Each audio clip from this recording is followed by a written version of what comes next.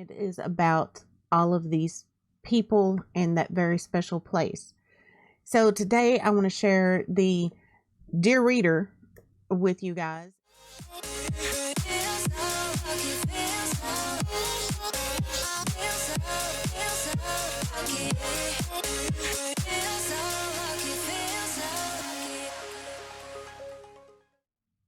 Welcome back, my little boobalas. I hope you are all doing fantastic today.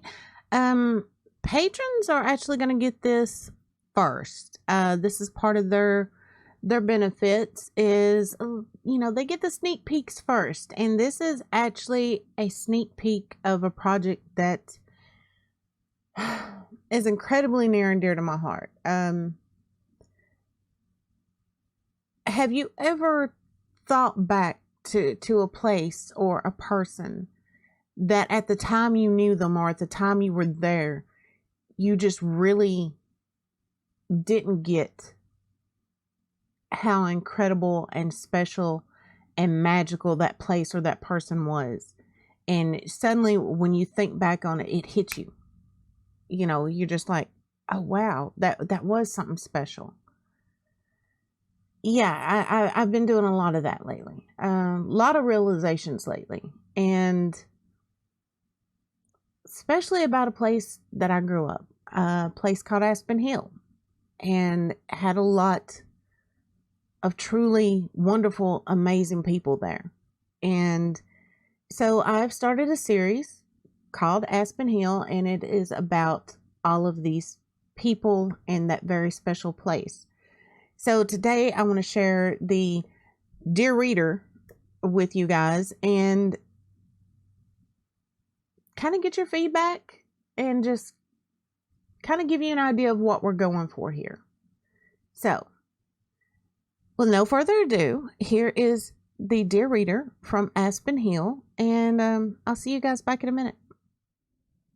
Dear Reader, the journey you're about to embark on is a fictional one, but it is heavily sprinkled with truths and facts. You see, Aspen Hill was a real place.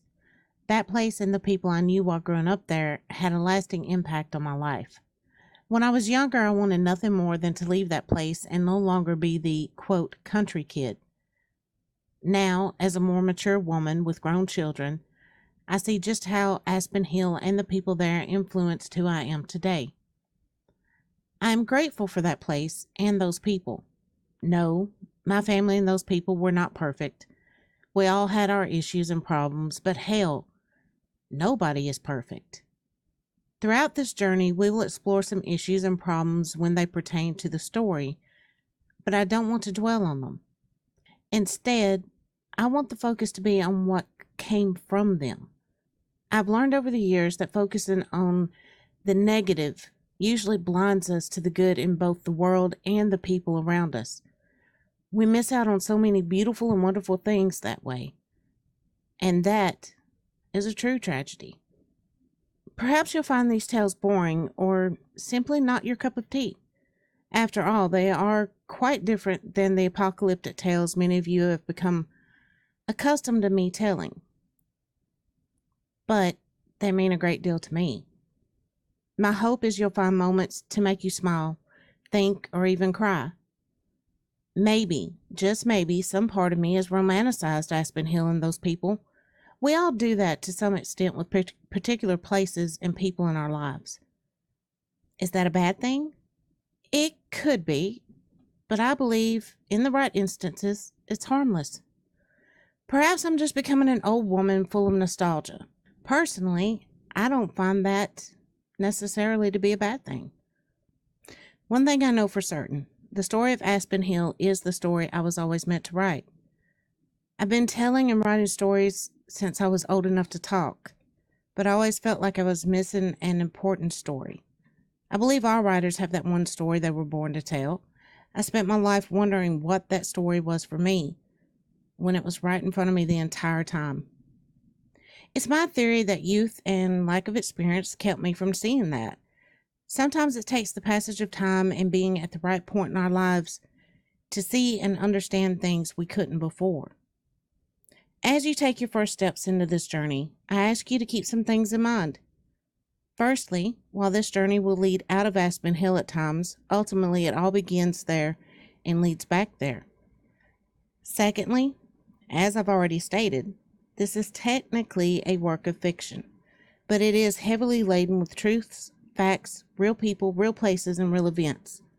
To prevent our parents from busting our butts once they read some of the things we got into, I will not be using anyone's real names. I feel certain some folks will be very grateful for that. So, what's real and what's fiction? If you're from Aspen Hill or the surrounding area, you may be able to figure that out easily. If you're not, well, I'll leave it to you and your imagination to decide. Welcome to Aspen Hill. Feel free to grab a sweet tea, sundrop, or a beer and enjoy your stay. Okay, guys, there you have it. Your sneak peek at Aspen Hill. I am really hoping to have the first installment out either around Christmas or shortly thereafter.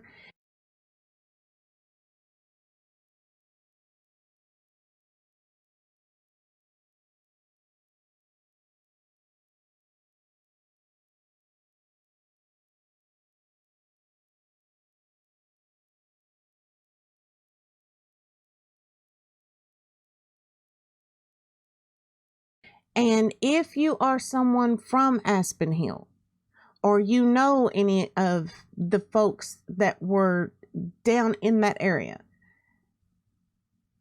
do me a favor. We're talking about Aspen Hill, Tennessee now. Do me a very big favor. If you have any pictures of Aspen Hill from over the years, or pictures of people who lived there that you would not mind me using, please hit me up and let me know. I would very much like to include in each installment some pictures from Aspen Hill and some pictures of those wonderful people. I've already had at least one awesome person that is actually going to be a character in this book, so I'm not going to say who they are yet, but actually had them send me a couple of pictures that they brought back some great memories. Okay, so if you don't mind, if you have some pictures you wouldn't mind my using, wouldn't mind the world seeing, let me know.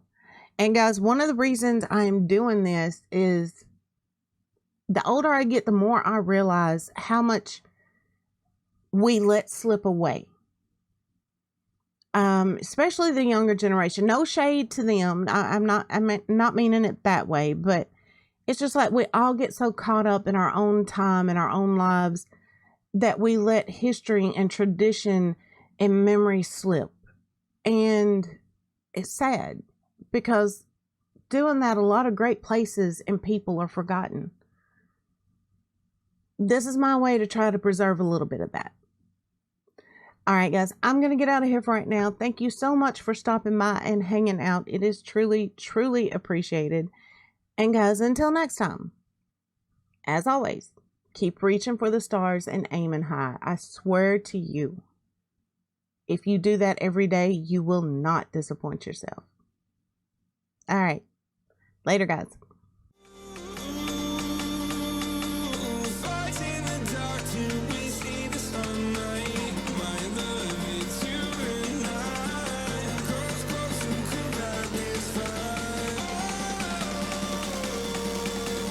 Reach for the stars, 'cause we're aiming high.